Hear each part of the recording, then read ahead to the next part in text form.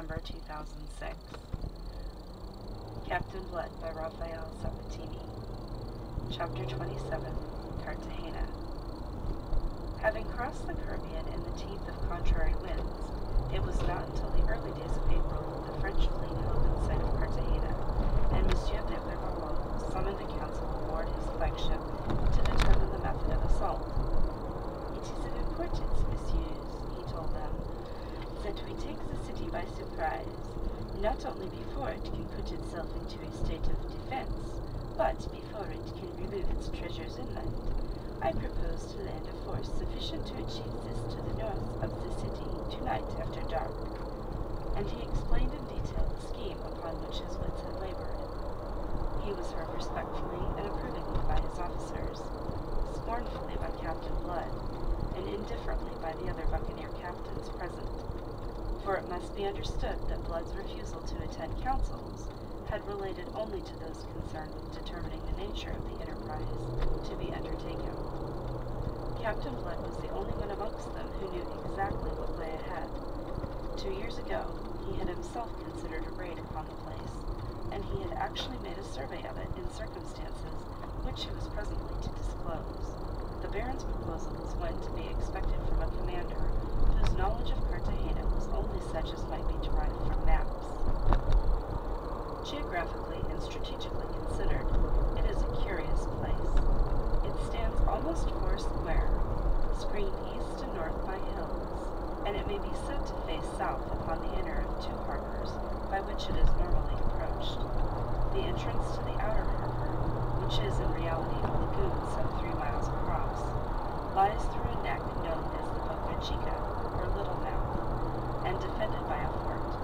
A long strip of densely wooded land to the westward acts here as a natural breakwater, and as the inner harbor is approached, another strip of land thrusts across at right angles from the first, towards the mainland on the east. Just short of this it ceases, leaving a deep but very narrow channel, a veritable gateway into the secure and sheltered inner harbor.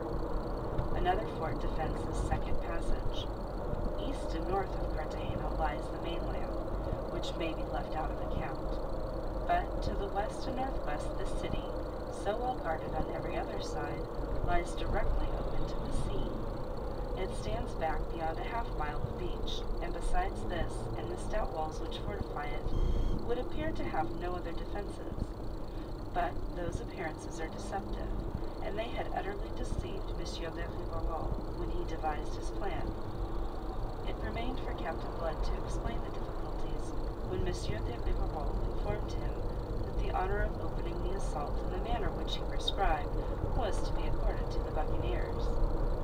Captain Blood smiled sardonic appreciation of the honor reserved for his men.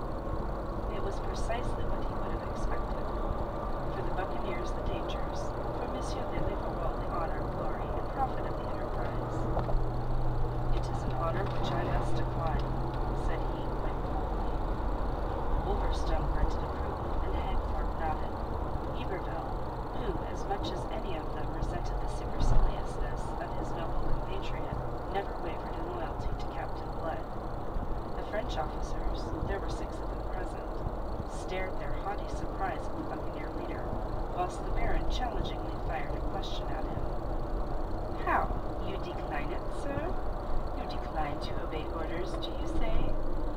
"I understood, Monsieur le Baron, that you summoned us to deliberate upon the means to be adopted." "Then you understood amiss, Monsieur le Capitaine. You are here to receive my commands. I have already deliberated, and I have decided. I hope you understand." "Oh, I understand," laughed Blood. "But I ask myself, do you?" And without giving the Baron time to set the angry question that was bubbling to his lips, he swept on. "You have deliberated, you say, and you have decided, but unless your decision rests upon a wish to destroy my buccaneers, you will alter it when I tell you something of which I have knowledge. The city of Cartagena looks very vulnerable on the northern side, all open to the sea as it apparently stands. Ask yourself, Monsieur le Baron, how came the Spaniards who built it, where it is, to have been at such trouble to fortify it to the south, if from the north it is so easily assailable? That gave